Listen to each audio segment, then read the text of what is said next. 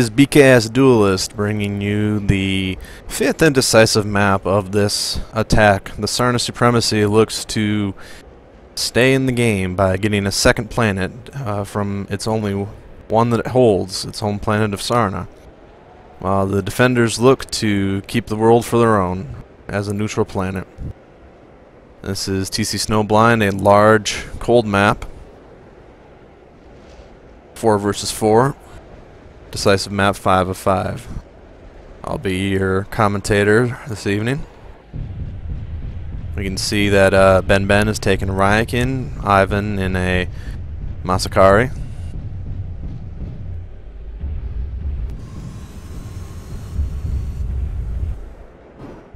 Silvercraft in a Solitaire. And Burner in an Osiris.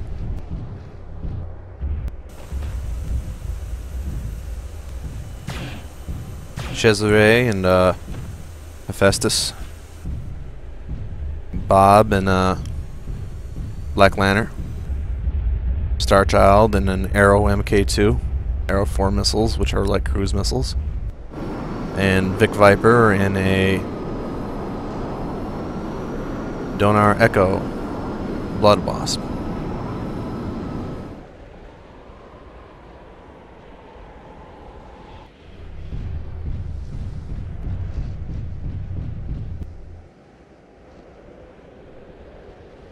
The map has somewhat limited visibility and is pretty cold, but not as cold as it might suggest. You can still overheat pretty easy on this. These are the 2 towers at the center of the map, often a focal point of where the attacks end up usually happening. Oh, you can see that Burner and Ben are on the opposite hill, and Bob might be able to see them. Either Bob or Cesar, or possibly both, has probably really good radar and GECM, so they can see them. And as you can see, Burner and Ben are moving away a bit, so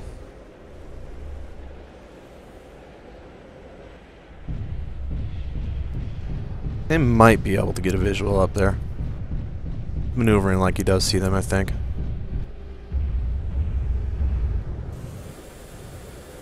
Bob and Cesar are moving to the other side.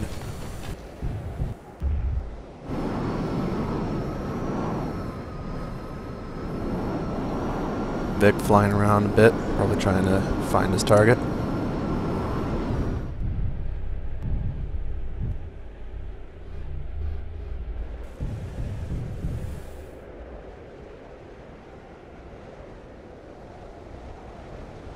You could see that it's pretty wide open right now. Starchild with the arrows is moving up, so the bulk of their force is going to stay on top at center, top of the hill there.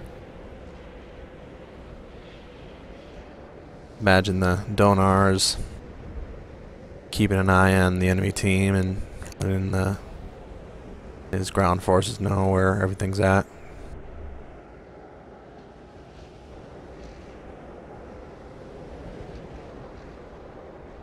Burner and Ben are holding. Burner is in a light Gauss Osiris, I believe, and if so, it has a very, very good range at 1200 meters, but not necessarily a lot of stopping power. Silvercraft is in a 25-ton Solitaire, fastest ground asset in the game, but not a lot of armor. But its LBX-20 is very, very excellent weapons damage for the weight at that tonnage. And here's Vic Viper moving in for the attack.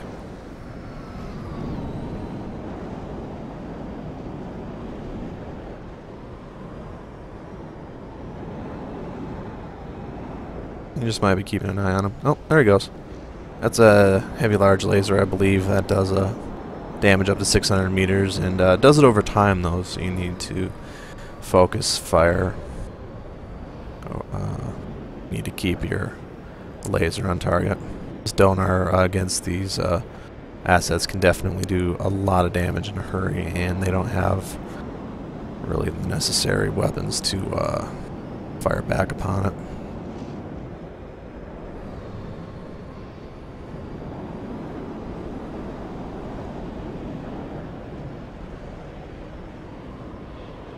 best you can do here is utilize your speed and split up, and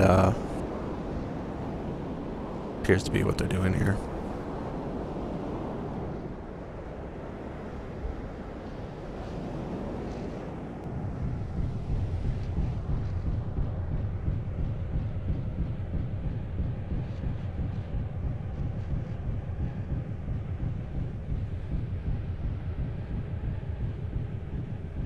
Let's go see where Silvercraft is at.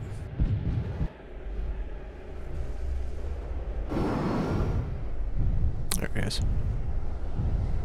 A lot of mechs have limited torso tilt up. It's hard to see something directly above you, so you need to create range.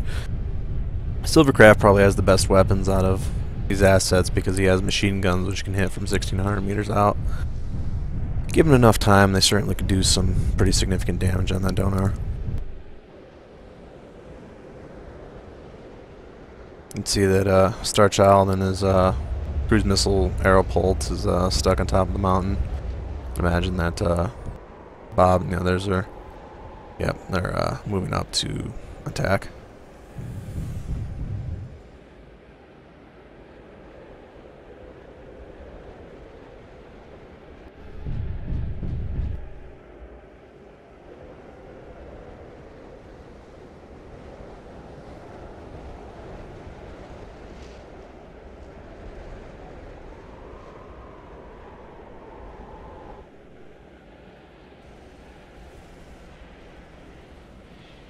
Oh, they're actually trying to find him.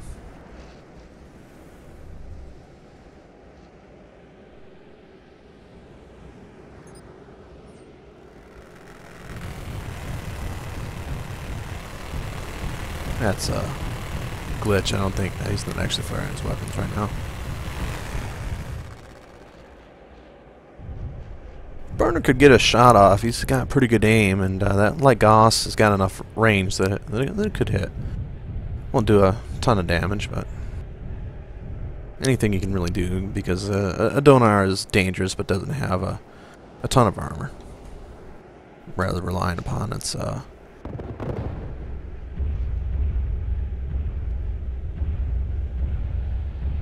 maneuverability.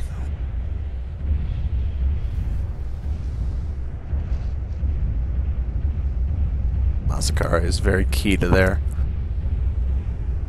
victory. They're able to pull this off, though they will definitely need to protect that. So they're currently Vic would have to move in to range, and they'd be able to fire on him, so he's going to focus on simpler target right now, like a Silvercraft slightly armored Solitaire.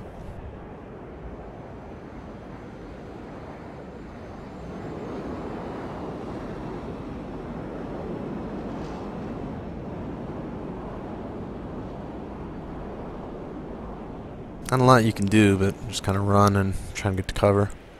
Oh, nice shot by Ben. Nice. Silver can just stay alive here a little bit. They might be able to get this Donar down. If they're able to take this VTOL down, then they really wouldn't. If they can close, they would actually have a pretty good chance against the other team. Ooh, LRM's nice. Vic's taking some pretty good shots now.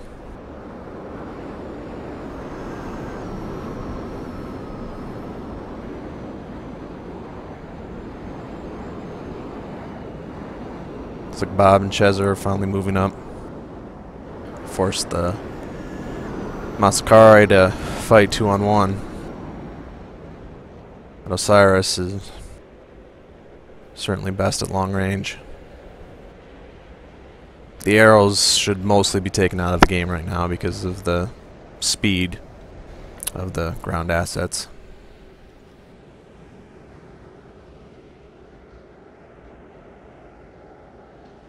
If Silver and Ben can work together here, they might be able to get some damage on that VTOL. The issue here, though, is that if they get in range of those arrows, they'll do significant damage. You can see that Silvercraft's back is almost out, and when your back armor goes, your engine speed goes down to 1/2, which can really be a death sentence for that little mech. You can see Ben trying to focus on that VTOL, but Bob and Chezzer have moved up and kind of cut off their escape a bit. Vic's being a little bit cautious here. He's probably taking quite a bit of damage, so he's probably just waiting for a good shot.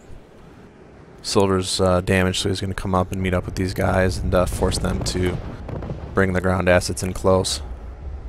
I am very surprised right now that Ivan is headed out, and they really need to keep that thing as fresh as possible.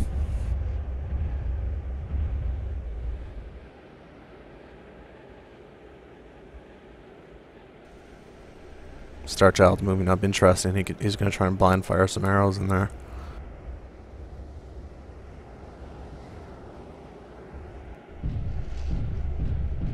Ben really should try and get back if he can.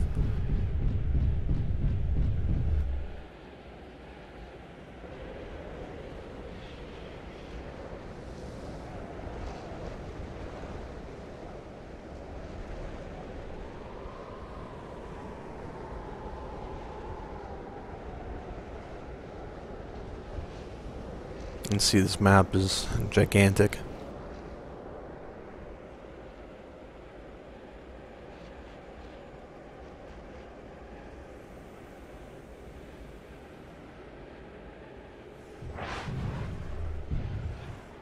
Oh no. Looks like they've got him pretty well cornered here.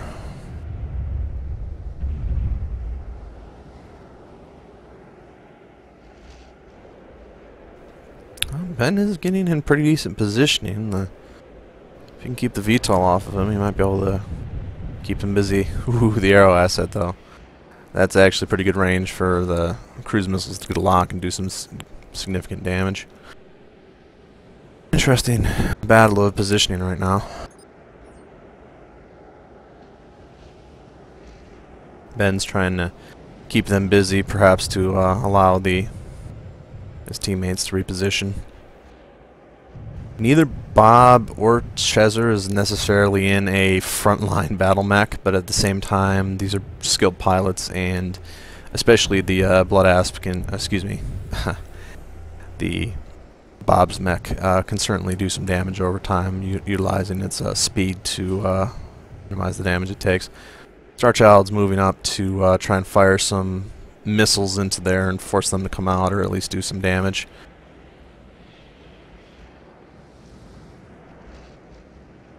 Looks like Ben's trying to reposition to make sure that he doesn't get caught 3-on-1. Vic Viper's just biding his time here. These matches can seem to be slow at times, but it's often a lot of strategy going on, because even one wrong move can certainly turn the tide in a battle between two excellent teams like this.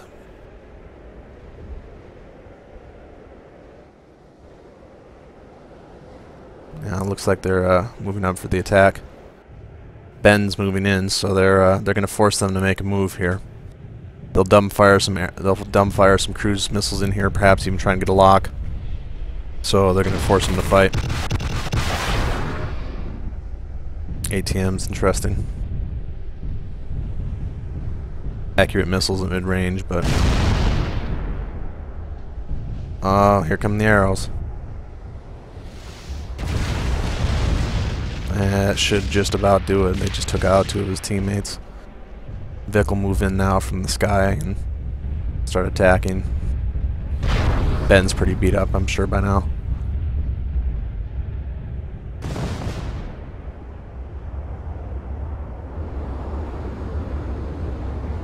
That was definitely a situation where they stayed in the one spot, and they ended up letting the other team counter that. Yep.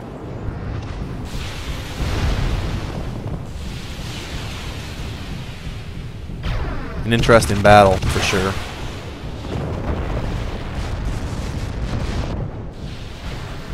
Ultimately, though, positioning and just the fact that they had slightly better assets.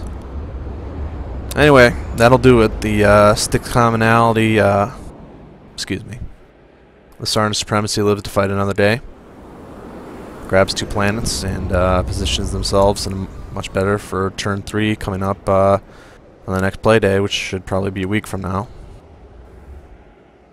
Today we had matches 4-on-4, 6-on-6 for a while. So we will see you next time on the Chaos March. For BKS and the Living Legends community, this is Duelists signing off. Have a good week, everyone. You were moved. Okay, good games, guys. 16,000. Come ha fatto a mandargli adesso in alto? Come ha fatto? Li ha inquadrati e li ha